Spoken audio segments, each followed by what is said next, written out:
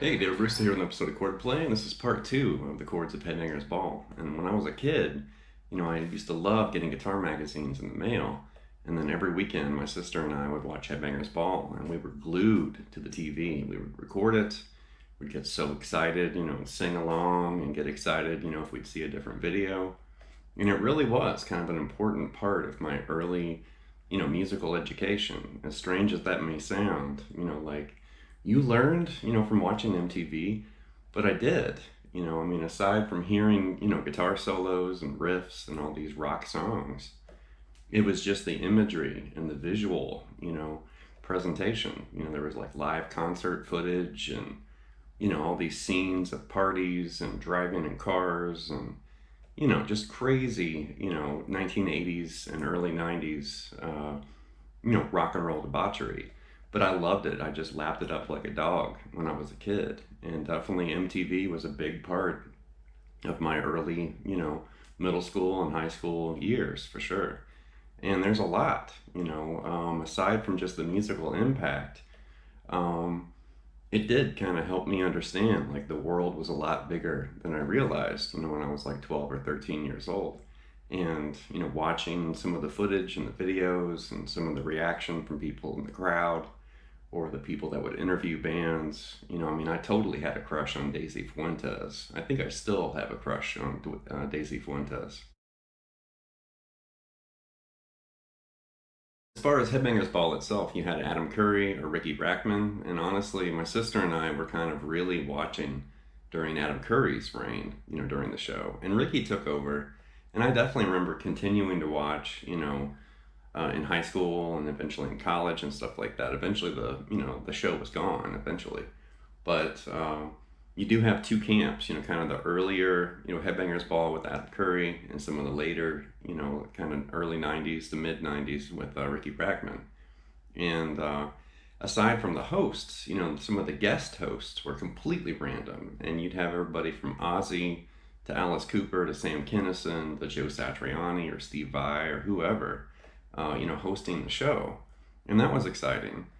And there's just, I don't know, there's just like this sense of nostalgia. It was definitely a low budget, poorly planned show. You could tell a lot of the things that happened were just spontaneous and just improvised, not scripted. And you could tell it had that real kind of loose, raw kind of feel when you watched it. And you just had that excitement, like you didn't know what was going to happen. Like, is Ozzy going to break something? Or is Steve Vai going to show up and start shredding? Or what's going to happen next?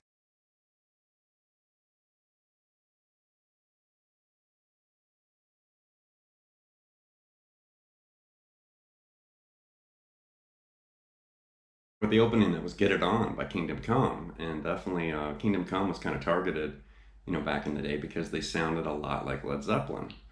And Get It On kicks ass, mainly because it sounds a lot like Led Zeppelin, and I'm a huge Zeppelin fan. But I do respect Kingdom Come. I remember that album right there. When that came out, it just had this big impact on me. You've got this A blues kind of riff.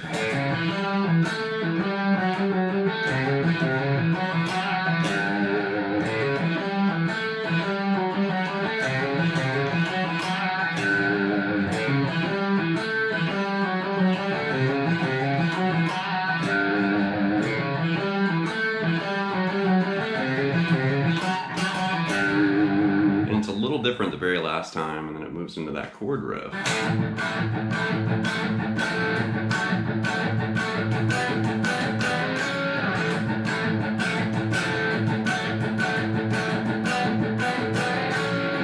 So that could be viewed a couple different ways. You could think of that as an A power chord to augmented, you know, a raised fifth right there.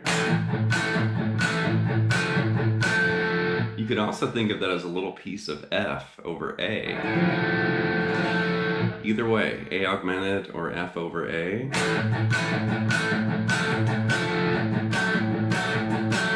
Now you could think of that as an A6, or you could think of that as F sharp minor over A. Either way. And then this is definitely G over A. And right there it just moves from G to G sharp to A major. But that's a cool riff.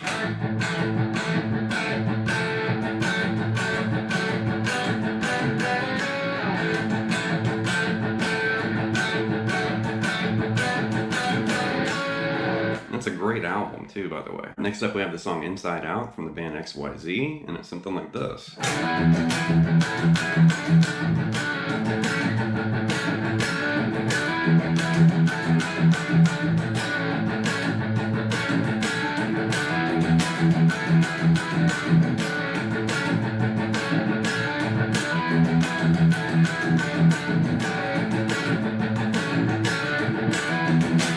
You know, big Van Halen influence for sure on this riff. And I like it because, you know, it is kind of borrowing some of Eddie's, you know, little habits and things with rhythm, but it's different. You know, it's got this driving kind of feel to it.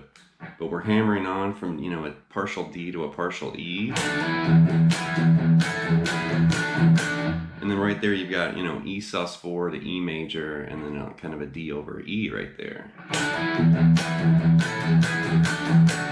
And then it's like an A sus4 to A major, and then the low E is moving over to the A string as far as what you're hitting, you know, with your pick. And then right there, then everything moved over to A right there. And then repeat the whole riff.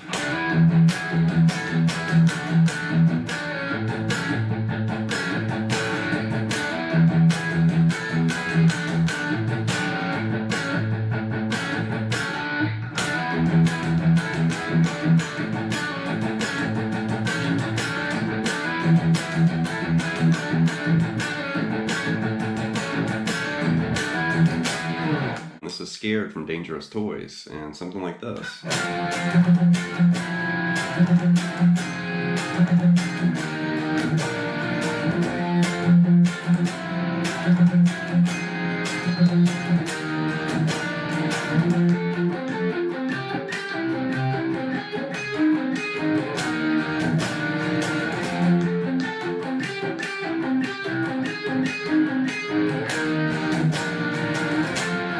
So it's very Van Halen-esque, you know, once again, but we're starting with this F major. It's going to move to a C over F, and then an F minor 7. So there's a little 3-chord progression right there.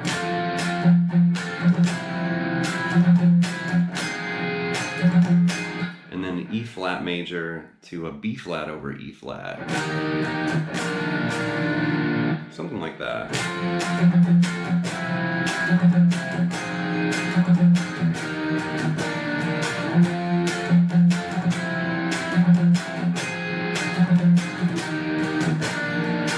And then in typical Van Halen fashion, there's this little arpeggiated, kind of palm muted, you know, rhythmic figure like this. And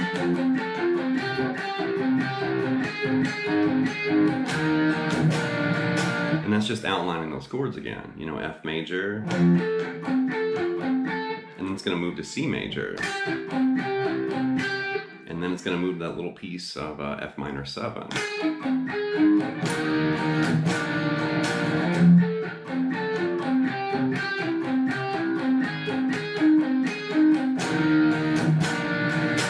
And the palm mute's really important there to kind of give it that Van Halen sparkle.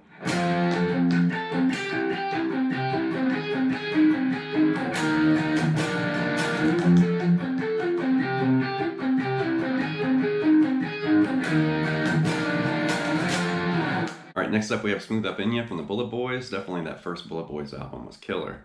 But this song is a little bit out of tune. Actually, it's somewhere in between tuned down a half step and standard tuning. It's like right in the middle of those two. So I'm not really sure, why the recording's out of tune. Maybe they were out of tune when they recorded it. Maybe they kind of adjusted the pitch wheel and sped up or slowed down the song, which affected the tuning. So I'm actually tuned to the Bulletboys. So my guitar is somewhere between a half step and standard tuning. And this is the chorus, and it's also the outro of the song, but it's this part.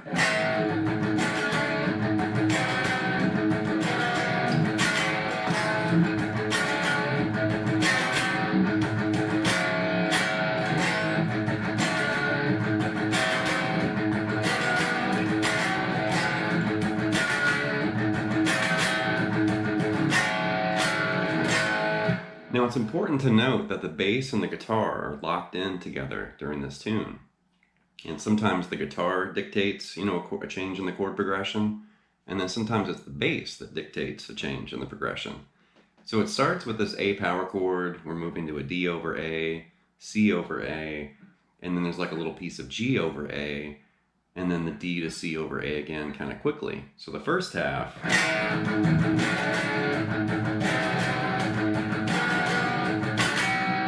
And then right there, the bass is actually playing A through all that. And then the bass moves to F. And then F sharp, G, G, A. And it kind of repeats that pattern. So right there, after that first pass in the guitar riff,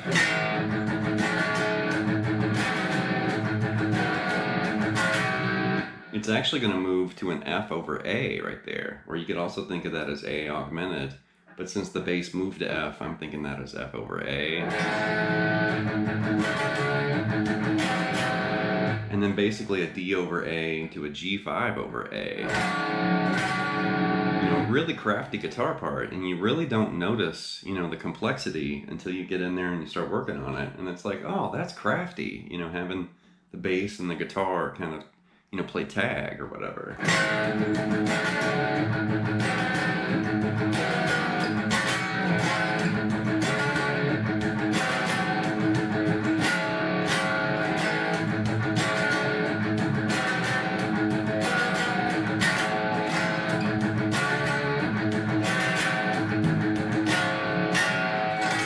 Didn't feel right doing a Headbangers Ball episode and not include something from Anthrax. So this is the riff. This is kind of like the bridge and like a pre-chorus, I guess, of Only.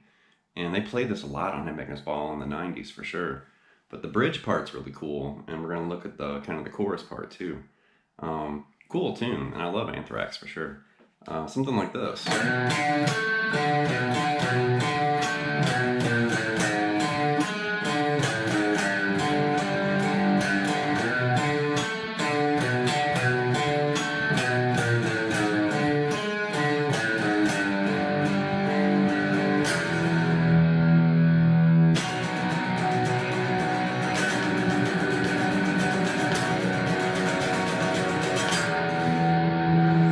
So right there you can see we're basically doing, it's like a B minor 7 in the beginning implied, kind of arpeggiated right there.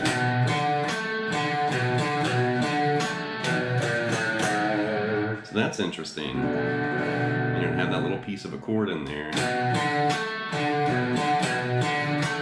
And when you hit that A note, it just cascades down chromatically, B, B flat, A to A flat. Right there's an A flat, flat 5.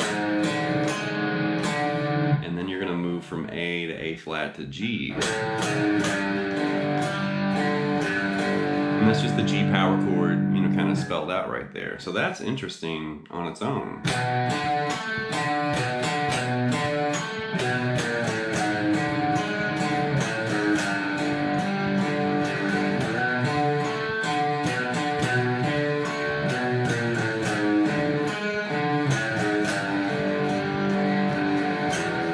Go to an E power chord, and then you're going to do this. There's a B power chord, and then you're basically kind of playing like with G major 7 right there, and then it's a B5 over F sharp to an E power chord, and you're just kind of strumming and bashing those chords.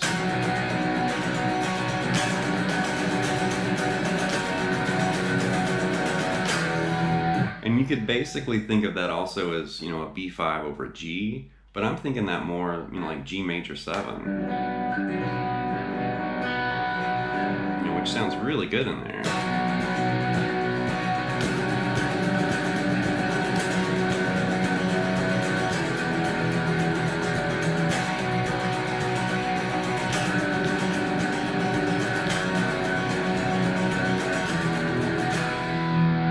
The last example is from Alice Cooper's Poison, and they used to play this on Headbangers Ball and MTV constantly, you know, when it came out.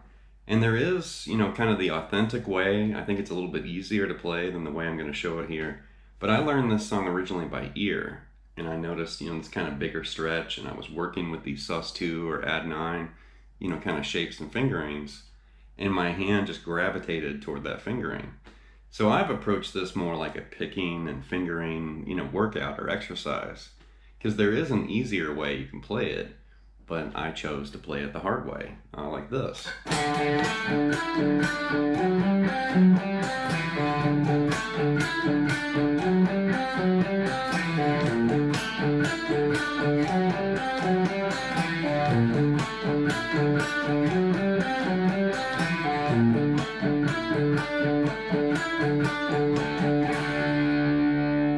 I just kind of condensed that guitar part down.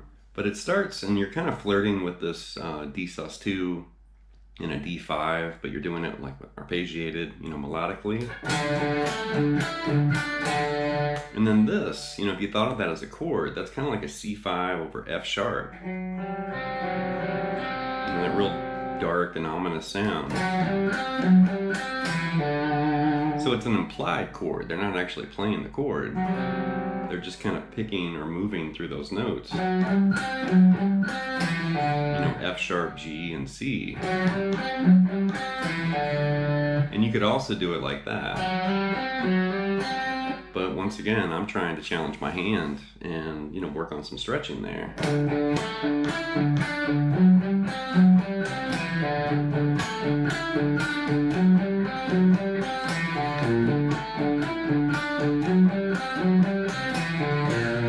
And eventually it's going to reach down and grab that B flat, and that's going to basically imply a B flat major 7 flat 5 if you think of this. Which is a cool chord for sure, very dark. And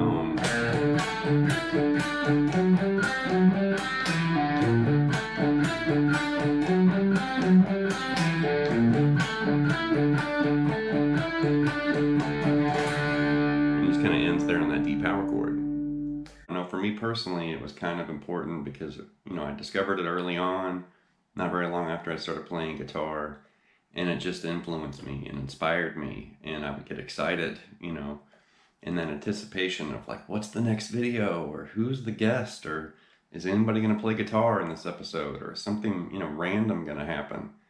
And, you know, definitely sorely missed program. I wish there was something like that on TV these days. And they've tried to bring it back, you know, MTV too, and, you know, they had different versions of Headbangers Ball. But there's nothing like the original. You know, the OG Headbangers Ball was great. Leave some feedback and some comments. Please subscribe to Late Night Lessons, and I'll be back before you know with more content and material. Thank you.